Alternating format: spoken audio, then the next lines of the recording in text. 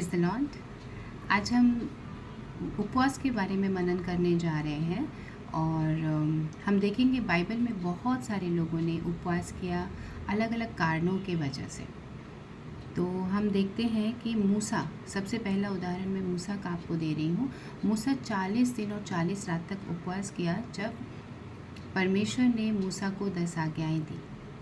उसके बाद फिर एक बार मूसा ने 40 दिन का उपवास किया और उस उपवास का मुख्य कारण था इज़राइलियों के पाप क्षमा के लिए मूसा ने पिता बन के, उनका अगुवा बन के 40 दिन तक उपवास लगातार किए।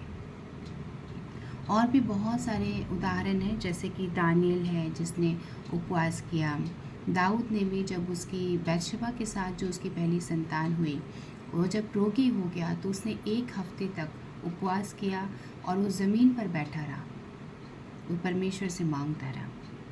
फिर हम देखते हैं यहोशाफात जब दुश्मनों से, शत्रुओं से घिर गया तो उसने अपने पूरे प्रजा के साथ, यहाँ तक कि पशुओं के साथ भी उपवास किया। इसके आगे हम देखते हैं निनवे के लोगों ने उपवास किया। जब वो नाश होने वाले थे, उन्होंने परमेश्वर को उपवास और प्रार्थना के द्वारा पुकारा। नए नियम में जब आप आते हैं तो हन्ना नामक एक बहुत ही बूढ़ी स्त्री थी और वचन में लिखा है दिन और रात वो परमेश्वर की उपासना करती थी। कैसे? उपवास और प्रार्थना के द्वारा। तो मुख्य कारण उपवास करने के क्या है? जो मुख्य कारण है उस पे हम आ जाएंगे।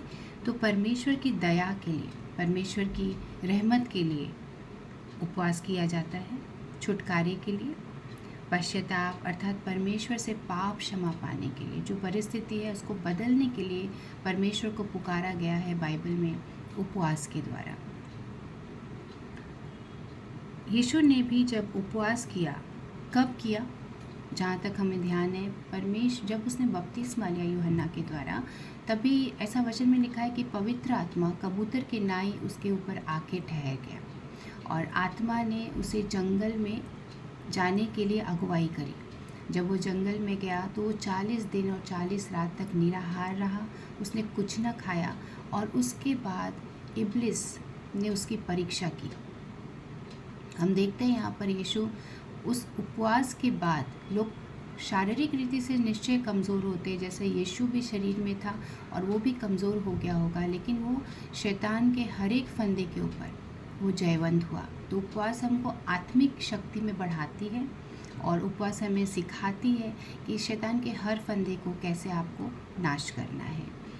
साथ ही हम देखते हैं कि यीशु ने उपवास किया और उसके बाद जब वो दिन आया कि जब यीशु ने शैतान पर जयवंत हुआ, तभी स्वर्गदूत उसके आगे सेवकाई करने लगे। वो पूरे मनुष्यों से दूर पशुओं के बीच में, जंगली जानवरों के बीच में रह रहा था। 40 दिन के बाद जब शैतान ने उसकी परीक्षा की, वो जयवंत हो गया और वापस आने के बाद यीशु ने सेवकाई शुरू की, अपनी सेवकाई शुरू की और उन्होंने बहुतों को मन फिराव का वचन दिया, बहुतों को बुलाया कि स्वर्गराज निकट आ गया है, तो मन फिराओ क्योंकि स्वर्गराज निकट है। परमेश्वर ने यीशु मसीह को बहुत आयत का सामर्थ्य दिखाता है कि उपवास के द्वारा यीशु मसीह ने अपने आप को पूरी तरह परमेश्वर के लिए डेडिकेट किया, समर्पित किया।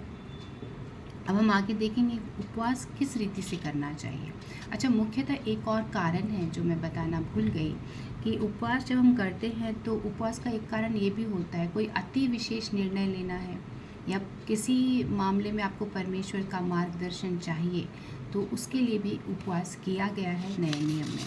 अब हम देखेंगे कि मत्ती 6 अध्याय के 16 से 18 वचन में, जहाँ पर उपवास के विषय में लिखा है, जब तुम उपवास करो तो कपटियों के समान तुम्हारे मुंह पर उदासी न छाए, क्योंकि वे अपना मुंह बनाए रहते हैं ताकि लोग उन्हें उपवासी जाने।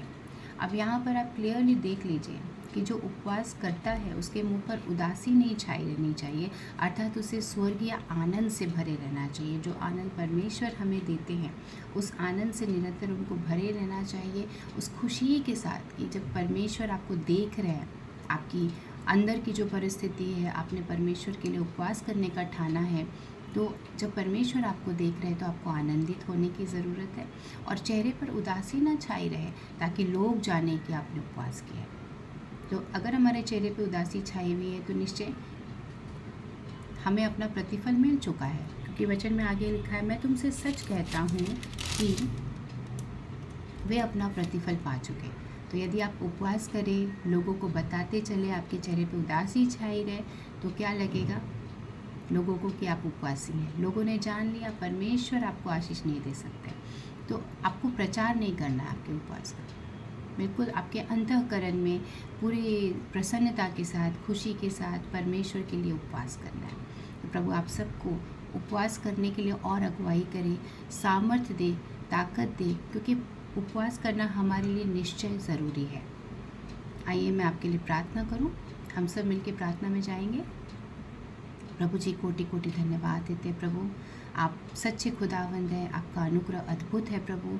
जो भी हमने उपवास के विषय में इस वक्त सुना, सीखा, होने दे प्रभु हमारे हृदय में रहे, और हमें से हर एक को उपवास करने के लिए, आपके अनुग्रह में और आगे बढ़ने के लिए आप सहायता और मदद करना प्रभु। हर एक सुनने वाले को आशीष करना प्रभु। सिर्फ और सिर्फ आपकी इच्छा हमें से हर एक के जीवन में पूरी हो। ये प्रार्थना हम आपके पुत्र, हमारे उद्धारकर्ता मसीह यीशु के नाम से मांगते हैं, आमीन।